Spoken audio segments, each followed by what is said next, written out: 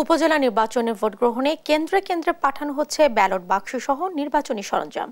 এ বিষয়ে জানাতে সরাসরি যুক্ত হচ্ছেন রংপুর থেকে রফিকুল ইসলাম এবং কুমিল্লা থেকে সুমন কবির। প্রথমেই আমরা যাচ্ছি রংপুরে। রফিক, নির্বাচনী সরঞ্জাম বিতরণের অগ্রগতি কতদূর, সার্বিক পরিস্থিতি আপনি কেমন দেখছেন? আর আইন শৃঙ্খলা বাহিনীর সঙ্গে নিশ্চয়ই আপনার কথা হয়েছে, নিরাপত্তায় তারা কি ধরনের পদক্ষেপ নিচ্ছেন? আপনাকে ধন্যবাদ। আপনি যেমনটি বলছিলেন যে রংপুরের দুটি উপজেলা পরিষদ নির্বাচন আগামীকাল অনুষ্ঠিত হবে, এই জন্য সকল প্রক্রিয়া শেষ করছে এখানকার নির্বাচন কর্মকর্তা বা রিটার্নিং কর্মকর্তা। আমরা আপনাকে একটু বিষয় জানিয়ে রাখি যে রংপুরের যে দুটি উপজেলা, এর মধ্যে তারাগঞ্জে 5টি এবং বদরগঞ্জে 10টি এবং একটি পৌরসভা রয়েছে। এই যে কেন্দ্রগুলো রয়েছে, এই কেন্দ্রগুলোতে তারাগঞ্জে 55টি কেন্দ্র এবং বদরগঞ্জে 101টি কেন্দ্র। এই কেন্দ্রগুলোতে যে নির্বাচনী উপকরণ, সেই উপকরণগুলো পাঠানো প্রক্রিয়া যে শুরু হয়েছে সেটি আমরা আপনাকে একটু দেখানোর চেষ্টা করছি। একটি বিষয় জানিয়ে রাখি যে রংপুরের এই দুটি উপজেলায় 4 স্তরের নিরাপত্তার ব্যবস্থার কথা বলা হয়েছে।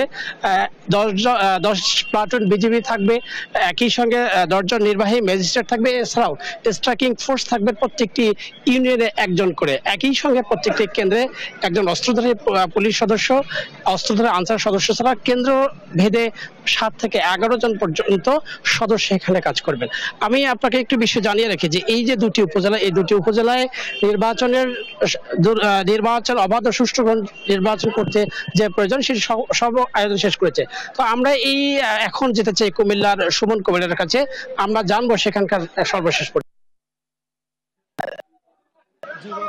আপনি যেটা বলছিলেন, কুমিল্লা যথারীতি আগামীকাল আসলে 5 জুন সকাল 8টা থেকে বিকাল 4টা পর্যন্ত আসলে নির্বাচন অনুষ্ঠিত হচ্ছে বৃহত্তর মাত্র 3টি উপজেলা। তবে আমি এখন আছি 14 উপজেলা, যেখানে আসলে নির্বাচন সরঞ্জাম বিতরণ শুরু করেছে। আপনারা জানেন কি কুমিল্লা প্রায় আগামীকাল 10 লক্ষ লোকের আসলে সমাগম আছে। 10 লক্ষ লোকের ভোটার প্রয়োগের মাধ্যমে আসলে কুমিল্লার এই কার্যক্রম অনুষ্ঠিত হতে যাচ্ছে। আগামীকাল 3টি উপজেলা 3 জন চেয়ারম্যান নির্ধারিত হবে। তবে আপনি জানেন কুমিল্লা আমি দেখেছি যে নির্বাচনী সরঞ্জাম দেওয়া শুরু করেছেন। এবং আপনি জানেন কি কুমিল্লা যে 3টি উপজেলা রয়েছে, 3টি উপজেলায় প্রায় 6000 উপরে আনসার দায়িত্ব পালন করবে, পুলিশটা প্রায় 1200-এর উপরে, সেই সাথে 50 জন ম্যাজিস্ট্রেট সহকারে আসলে বিজিবি টিম 4 প্লাটুন বিজিবি থাকবে। সবকিছু মিলিয়ে বলা যায় কুমিল্লা আসলে শান্তিপূর্ণ ভোট করার জন্য আসলে সকল প্রস্তুতি সম্পন্ন করছে নির্বাচন কমিশন যথা জেলা প্রশাসন।